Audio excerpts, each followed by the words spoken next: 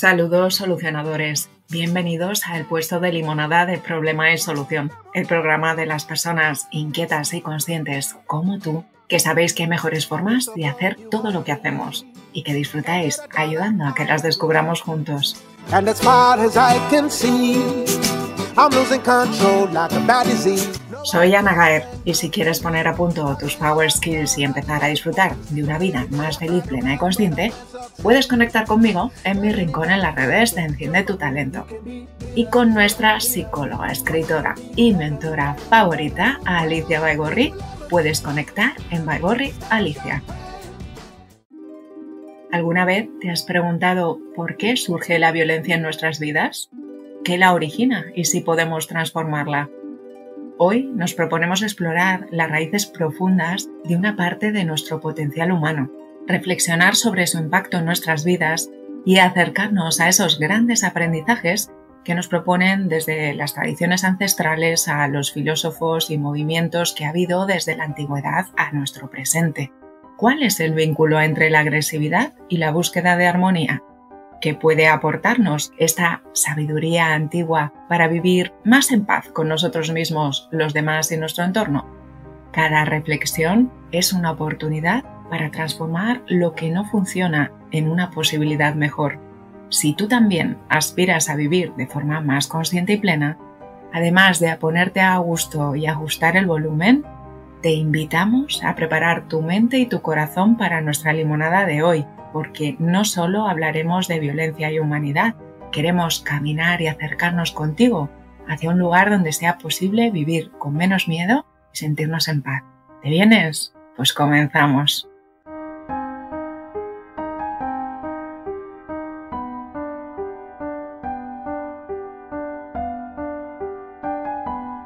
Para ayudarnos con este gran reto que nos propone nuestra limonada de hoy, pues tenemos a nuestra cómplice incondicional, Alicia Baigorri. Bienvenida, Alicia. Muy bien, Ana, encantadísima. ¿Estás preparada para ayudarnos a pensar, a cuestionarnos cosas? Vamos a empezar a desgranar este limón de Roberto. Pues escuchamos a Roberto.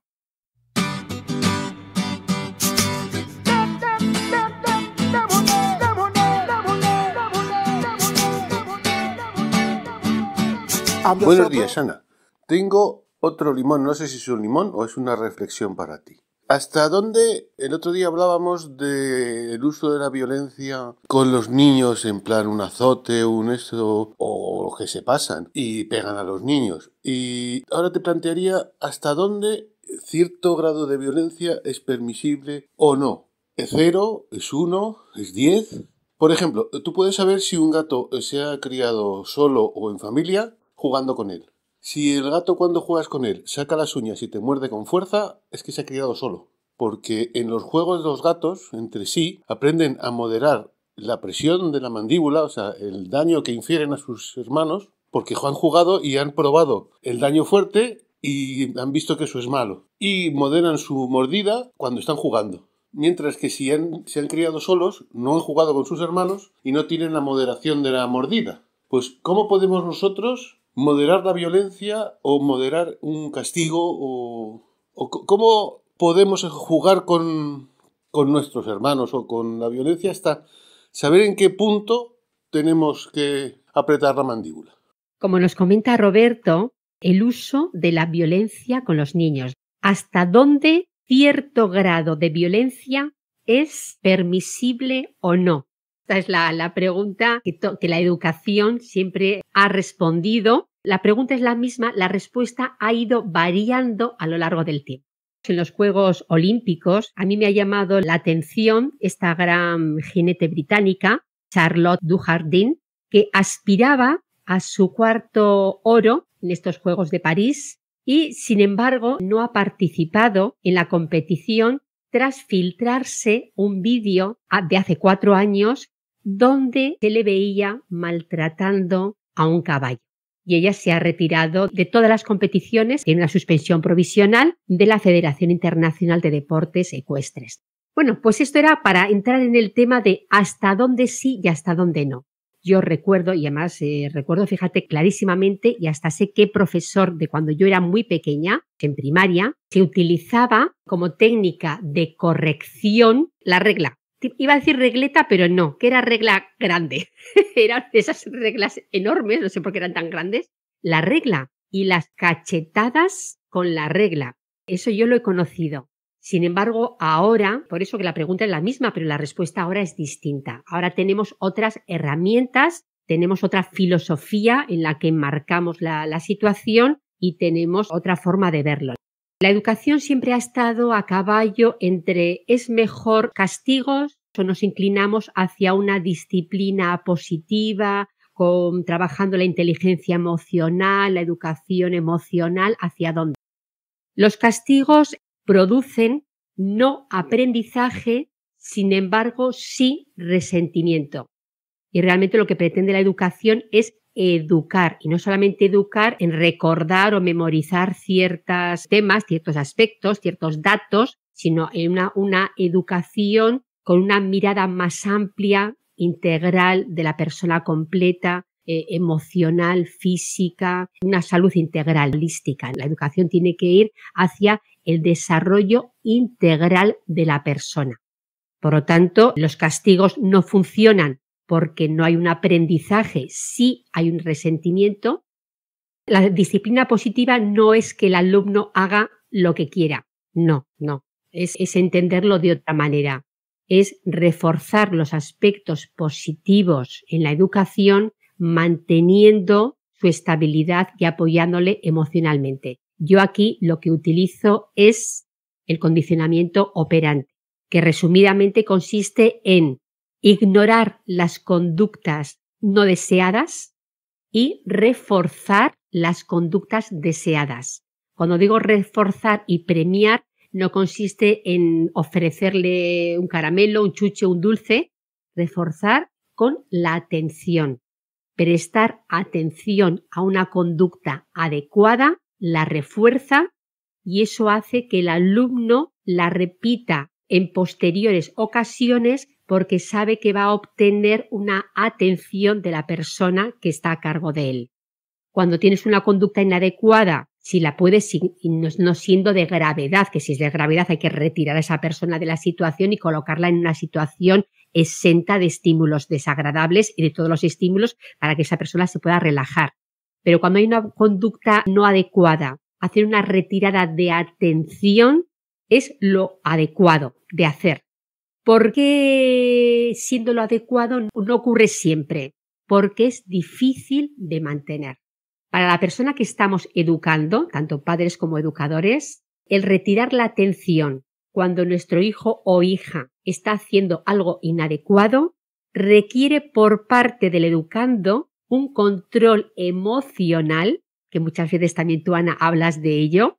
Tienes primero que estar tú como persona bien trabajada porque requiere saber cómo tienes que reaccionar, poderlo controlar sabiendo con qué finalidad y luego estar atento a cuando ese hijo o hija o ese alumno o alumna hace una conducta mínimamente positiva, a acogerlo, volverlo a traer para ponerlo en situación de seguir aprendiendo. ¿Cómo lo ves, Ana? Que me siento muy alineada y muy en sintonía con esta propuesta, Alicia.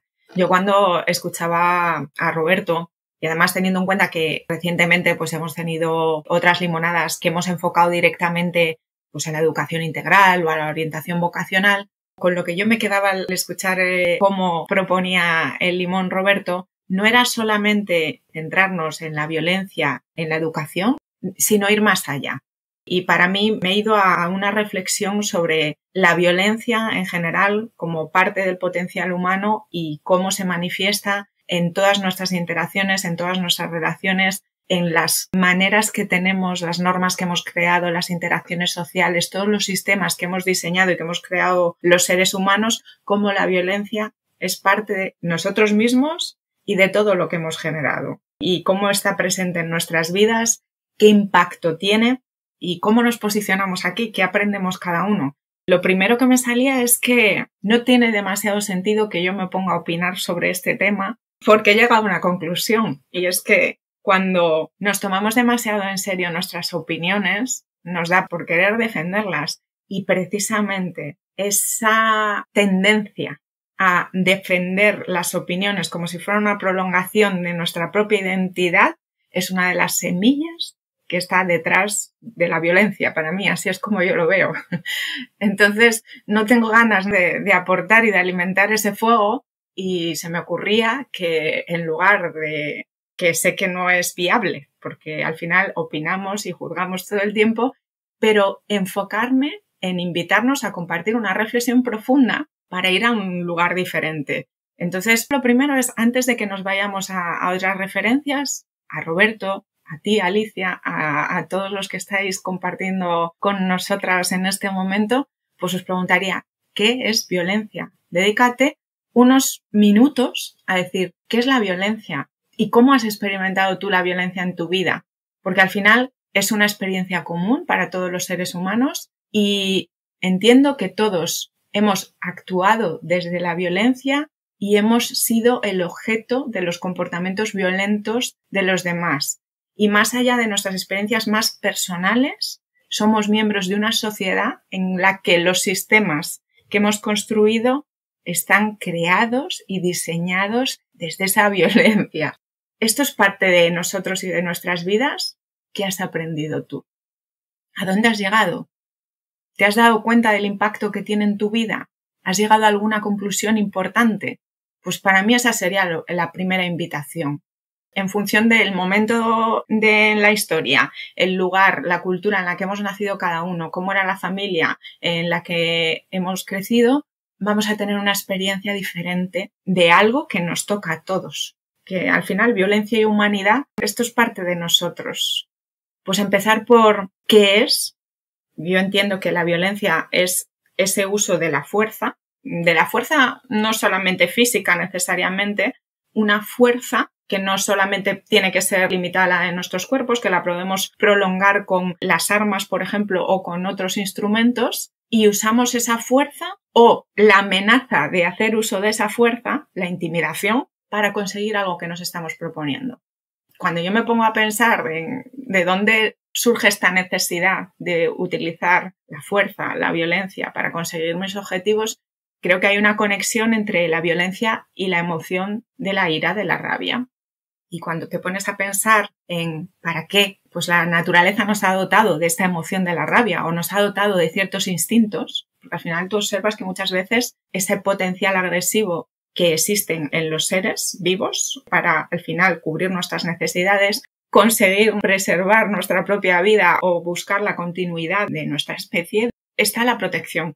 Y está el que la ira muchas veces está conectada a que tenemos unas expectativas. Yo espero que la realidad sea de determinado modo. Y cuando lo que vivo, lo que pasa, lo que ocurre no coincide con mi ideal, con esa expectativa que yo tengo de lo que debería estar pasando, cada vez que las cosas no son como yo quiero que sean o como yo creo que deberían ser, pues experimento un rechazo, una indignación, experimento esa emoción de rabia. La puedo experimentar en un grado o en otro, pero es esa emoción la que me está impulsando a proteger mi vida y a proteger todo lo que yo considero que es importante y valioso para mi vida. Puede ser proteger a otras personas, puede ser proteger lo que yo considero que es mi propiedad, lo que yo considero que es mi derecho, todo lo que yo crea que es importante para mi bienestar. Y ahí entiendo que todas las emociones sirven para un fin, que ninguna está por ahí arbitrariamente, que todas tienen un uso adaptativo y que todas las podemos utilizar con ese fin de adaptarnos al entorno y de buscar lo mejor para nosotros y para el conjunto, pero que también se nos pueden ir de las manos y que al final se pueden convertir en que cuando la emoción ya no sirve a su fin, que es ese de la adaptación y la evolución, pues lo que nos genera es problemas. Y a mí lo que ya se me ocurría, Alicia, pues es empezar a compartir pinceladas, píldoras. Desde que la humanidad existe, los grandes pensadores ya han reflexionado sobre qué es la violencia, qué impacto tiene en nuestras vidas, qué hacemos con ella. Nos damos cuenta de que tiene un impacto tremendamente destructivo y entonces nos preguntamos ¿cómo la transformamos? ¿Qué hacemos con ella? ¿Cómo la integramos en nuestras vidas? ¿Es posible trascender la violencia?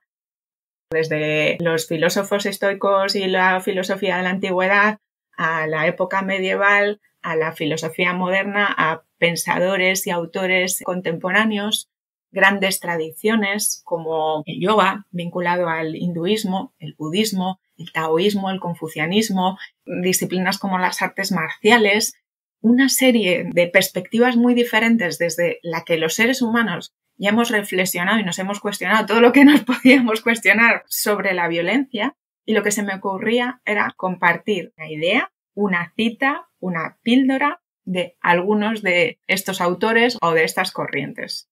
Así que, si os parece, pues os las comparto. Empezando por Séneca, ese filósofo estoico, que nos decía que la verdadera paz no consiste en el silencio de las armas, sino en la tranquilidad del corazón. Martin Luther King Jr., que como conocemos fue uno de los representantes del movimiento de derechos civiles, decía que la violencia crea más problemas de los que resuelve y que la no violencia es la respuesta a la injusticia y al sufrimiento. Hannah Arendt, una pensadora que se enfocó en la teoría social, en la política, gran parte de la obra de Hannah Arendt está enfocada en la violencia. Dice que no es una manifestación de poder, sino la manifestación de la incapacidad de lograr la verdadera autoridad. Algo que nos lo podemos llevar a la educación, por ejemplo. Johan Galtung, sociólogo, teórico sobre la paz, dice que la paz no es la ausencia de violencia, sino la presencia de justicia. La violencia estructural y cultural debe ser eliminada si queremos lograr una paz duradera. Thich Nhat Hanh, además de ser monje zen, creo que es una de las personas que ha acercado lo que sería el mindfulness a la cultura occidental, nos dice que la paz comienza con una sonrisa. La verdadera paz no es solo la ausencia de guerra, sino la presencia de comprensión y compasión. David Hawkins, del que hemos hablado también varias veces, que tú has citado alguno de sus libros, Alicia en nuestras limonadas, que es un psiquiatra y un autor sobre espiritualidad, dice que el verdadero poder se basa en la integridad y la verdad, que la fuerza coercitiva es una ilusión y el poder real está en la paz interior y en la conciencia elevada. Marshall Rosenberg, psicólogo y fundador de la comunicación no violenta, dice que la violencia es una forma trágica de comunicación que surge cuando nuestras necesidades no están satisfechas. La comunicación no violenta busca la conexión y la comprensión. Y Richard Rudd, que es otro autor sobre espiritualidad, aparte de la cita que es la paz verdadera surge cuando nos liberamos de la necesidad de controlar a los demás, la no violencia comienza con la liberación de nuestras propias sombras y la aceptación incondicional de la vida tal y como es. Él tiene una idea que a mí me parece muy interesante y es que habla de la violencia como una adicción. Quiero abrir conversación contigo, Alicia, a ver qué se te mueve a ti escuchando todos estos aprendizajes de otros pensadores, de personas que se han cuestionado ya qué es la violencia, qué impacto tiene en nuestras vidas y hasta dónde. Roberto preguntaba, ¿cuál es el límite? ¿Hasta dónde es tolerable o no la violencia? Pregunta, ¿verdad? Además, has hecho un recorrido súper maravilloso. La violencia, desde mi punto de vista, violencia es la incapacidad de comunicar desde la serenidad, la coherencia y el amor. Yo creo que es una incapacidad. Y claro, ¿hasta qué punto se puede sufrir? Yo creo que cada persona tenemos como una resistencia, la que sea. Hay personas que son más resistentes, otras menos, y muchas veces se nos escapa también que sufrimos situaciones de violencia, es decir, que no siempre es tan manifiesta, porque como tú decías, violencia no solo es dar una bofetada, esa es una parte de violencia, pero luego está la otra parte de la violencia sutil, esos comportamientos que igual de forma individual no son claramente agresivos, sino que sumado un pequeño comportamiento más otro, esos comportamientos que te desvalorizan, que te ignoran, que no respetan tu opinión. Hay pequeñas cosas que es la violencia sutil, tendríamos desde el mobbing, bueno, tantísimas cosas, el bullying, que es difícil de demostrar o de argumentar o de expresar porque está en el plano de lo sutil, de esas pequeñas cosas que para otros pueden resultar imperceptibles y que en ciertas relaciones duales o de equipo se van tolerando y van minando la salud mental de aquellas personas que están implicadas. Y claro, aquí la raíz de todo esto puede estar en el trabajo personal que cada uno de nosotros tenemos, en el sentido de yo necesito, para mantener mi ego, mi autoridad, mi autoestima, necesito recurrir de actuaciones violentas con las otras personas con las que me relaciono, o puedo y sé relacionarme con las otras personas desde la autenticidad de quién soy yo, con serenidad, con transparencia. Es decir, ¿necesito apagar las luces de los otros para mantener la mía encendida? ¿O soy de las personas que teniendo yo mi mechita encendida voy dando luz a otras mechas? ¿Qué tipo de persona soy yo? Partiendo de ese autoconocimiento, esa autoexploración, yo me relaciono con mi círculo más cercano, yo me relaciono con mi comunidad, con mi país, me relaciono con el universo. Desde ahí. Por tanto, como siempre hacemos, Ana, vamos también diciendo, es que hay que hacer cómo nos vemos nosotros, desde qué punto hacemos las cosas, desde qué punto, desde dónde. Entonces, el uso de la violencia es simplemente una herramienta que utiliza nuestro ego para los fines de no ser destronados. También comparto esto, Alicia, y coincido que efectivamente la gran cuestión aquí es dónde te estás posicionando. Porque a grandes rasgos lo que vemos es que o bien ese yo, ese ego, lo siento que yo estoy separada del resto de la vida que me rodea, que todo lo que me rodea es hostil y que por tanto potencialmente puede ser una amenaza para mí, para lo que necesito, para lo que quiero, para mis objetivos, o que es simplemente un obstáculo. Y entonces surge esa necesidad de ser agresivo y de ser violento, como tú decías, de si hay que elegir entre tu luz y la mía, pues la mía y apago la tuya. O puedo comprender y situarme en otra interpretación muy diferente en la que llego a ver que yo soy parte de la vida que me rodea. Hay una interdependencia entre lo que soy y todo lo que es. Y desde ahí, desde esa otra perspectiva, pues igual que no tendría sentido que una célula de uno de mis órganos se ponga a luchar con la otra y además cuando eso pasa, que hay un grupo de células que deciden crecer desmedidamente o que se combaten y se eliminan unas a las otras, cuando eso pasa en nuestro organismo, por ejemplo, lo llamamos enfermedad. Entonces, pues, ¿dónde me estoy posicionando yo? Desde el mundo es un lugar hostil y todo es una amenaza y yo estoy en peligro, o yo soy parte de esto y voy a ver cómo me pongo a favor de ese bien común, de ese bien del todo, porque si a todos nos va bien, a mí me va a ir bien. Y si hay una parte que no le va bien, a mí tampoco me va bien, en el fondo, porque todos estamos conectados. Creo que desde esas raíces profundas de cómo entendemos la vida y cómo entendemos nuestra posición en la vida, en el mundo, pues como dices tú, nuestro potencial lo vamos a utilizar de una manera o de otra. Y a mí me gusta pensar en nuestro potencial. Al final es como si nos hubieran dado, por ejemplo, piedra o cualquier otro elemento, da igual, cualquier cosa que nos den. Tú ese potencial que te han dado lo puedes utilizar de distintas maneras. Tú la piedra puedes coger y ponerte a lapidar a cualquiera que se acerque a ti, o puedes crearte una cabaña, o podemos construir juntos el edificio más hermoso que podamos imaginar. Me gusta pensar en los alquimistas.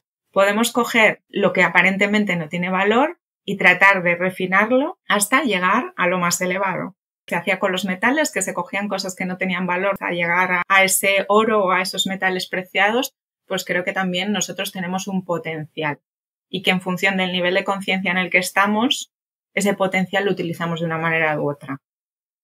Mi conclusión es que la violencia es incompatible con el amor. Y para mí, el amor es el valor que engloba todos los demás valores. Y si tengo que responder a cuál es el grado de violencia que me parece aceptable, me gusta una reflexión que hace el Aikido, que dice, la violencia o esa fuerza, utilicemos siempre el mínimo necesario y siempre con la intención de neutralizar una amenaza que sea real. Y siempre con el principio de no causar daño innecesario. Pensando en la educación y volviendo al origen de este círculo que estamos caminando, tú cuando un niño a lo mejor se va a lanzar a atravesar una autopista, tú le puedes sujetar con fuerza el brazo para impedir que realice esa acción, pero tú lo haces con la intención de proteger la vida de ese niño. Y ahí estás usando la fuerza, sí, y ahí hay agresividad, sí, y ahí a lo mejor puede estar conectado emociones de miedo y de rabia, sí, perfecto, pero al final hay una intención que es preservar y cuidar esa vida. Y cuando a lo mejor lo que estás haciendo es evitar que alguien cause un daño a ti mismo o a un tercero, puede haber ese mismo afán de protección, de disipar esa agresión, de neutralizarla, pero no para castigar al otro, no para eliminar al otro, no, es desviar, proteger y cuidar a todos, incluso al agresor. Porque al final entendamos eso, si nos ponemos de ese lado del que todos estamos conectados, desde ahí es posible la no violencia. Si esto es un mundo hostil y sálvese quien pueda, ¿no? Porque eres o tú o yo, estamos condenados a la violencia. ¿Y tú crees, Ana, que los momentos que ahora vivimos somos más o menos violentos que antes? Hay un autor que ha hecho un estudio sobre esto. Ha recogido una serie de datos para mostrarnos que a pesar de los noticiarios y a pesar de la percepción que podemos tener de que la violencia, por supuesto, está muy presente en nuestras vidas, desde luego. Pero si comparamos lo que podemos vivir hoy con todos los conflictos que están abiertos ahora mismo, los conflictos bélicos que pueden estar abiertos, con toda la violencia sutil y manifiesta que vivimos a diario, a pesar de todo esto, que es una realidad con la que convivimos, si nos llevamos las vidas que llevamos ahora a la vida que podíamos llevar en otros momentos de la historia, tenemos un poquito más de paz y un poquito más de armonía y de alternativas a las soluciones violentas. Hemos sido capaces de generar y de conectar con ellas, de crear espacios menos violentos dentro de esa manera de posicionarnos como si el mundo fuera un lugar hostil y tuviéramos que estar siempre a la defensiva unos contra los otros. Mi percepción es que evidentemente no es lo mismo estar aquí hoy en 2024 que además somos mujeres, Alicia. Tú imagínate haber nacido en la Edad Media o haber nacido en esos albores de lo que era la humanidad.